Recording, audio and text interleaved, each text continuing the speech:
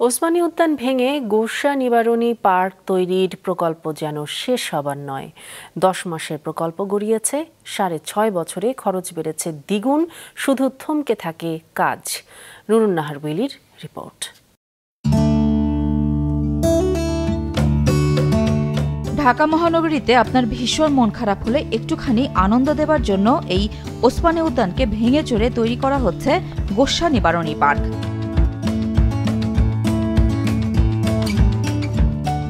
কথা ছিল 2018 সালের নভেম্বর থেকে গুলিস্তানের এই পার্কে কৃত্রিম বালুর দ্বীপ কিংবা লেকের পারে সময় কাটাবে মন খারাপ ঢাকার মানুষেরা। ইচ্ছে হলে শতবর্ষী বিরল সব গাছের নিচে পাশাপাশি হাঁটবেন কিংবা অডিটোরিয়ামে ঢুকে জানবেন তিলোত্তমা এই নগরীর 400 বছরের ইতিহাস।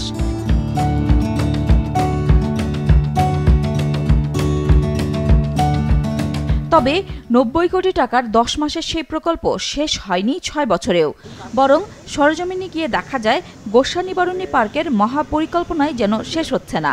পার্কিং এবং মিউজিয়ামের কাজ চলমান, তবে পুরোপুরি ঘিরে রাখা হয়েছে পার্কটিকে, তাই জনসাধারণের ঢোকার উপায় নেই। পার্কের প্রথম দফার কাজ করেছে দ্য বিল্ডার্স ইঞ্জিনিয়ার্স নামের ঠিকাদারি প্রতিষ্ঠান। তবে সময় মতো কাজ শেষ না করতে পারায় তাদের কার্যাদেশ বাতিল করা হয় 2022 সালে। যদিও তারা কাজ বাবদ তুলে নিয়েছে 54 কোটি টাকা, তবে কাজ শেষ করতে না পারায় প্রতিষ্ঠানটিকে জরিমানা গুনতে হয়েছে প্রায় 7 কোটি টাকা। 5 বছর অপেক্ষার পর ঢাকা দক্ষিণ সিটি কর্পোরেশন কর্তৃপক্ষ এখন চলতি বছরেই পার্কের নির্মাণ কাজ শেষ করতে চায় যে কোনো মূল্যে। তাই অসমাপ্ত কাজ শেষ করতে নতুন করে কাজ দেওয়া হয়েছে দুটি ঠিকাদারি প্রতিষ্ঠানকে। বাদ দেওয়া হয়েছে আগের পরিকল্পনার অনেক কিছুই। তারপরেও 90 কোটি টাকার সেই কাজের বরাদ্দ বেড়ে এখন হয়েছে দ্বিগুণেরও বেশি।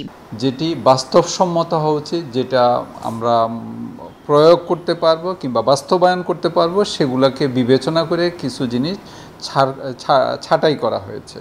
কাটছাঁট করেই এটা বাস্তবসম্মত জিনিসগুলো সেখানে অন্তর্ভুক্ত করে নতুনভাবে সেই কাজগুলো শুরু করা হয়েছে। এবং সেই কাজের ক্ষেত্রে আশা করছি যে সেখানে বিশেষভাবে আমাদের এখানে মিউজিয়াম এবং লাইব্রেরি এটি থাকছে। এছাড়া এখানে ঝর্ণার বিষয়গুলো থাকবে, লেক থাকবে, সেগুলো মানুষ উপভোগ করতে পারবে, ওয়াকওয়ে থাকবে এবং লাইটিংয়ের ব্যবস্থা থাকবে।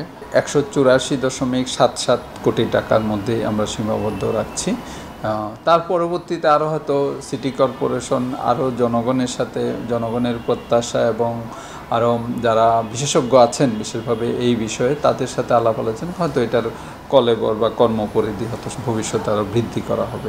এই পার্কের কাজের এতটা ধীর গতির কারণ কি? কবে জনসাধারণের জন্য খুলবে ঢাকার ফুসফুস হিসেবে পরিচিত এই পার্ক? প্রশ্ন ছিল দক্ষিণ সিটি কর্পোরেশনের কাছে।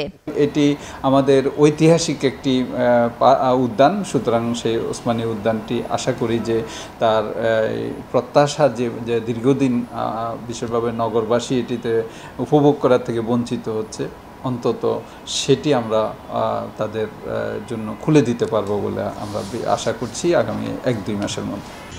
24 একর জমির উপর পার্কটি মুক্তিযুদ্ধের 11টি সেক্টরের রূপরেখায় ভাগ করে মুক্তিযুদ্ধের সর্বাধিনায়ক জেনারেল মোহাম্মদ আতাউল গনি ওসমানীর নামে তৈরি করা হয়েছিল। নুরুন নাহার উইলি, মাছরাঙা সংবাদ, ঢাকা।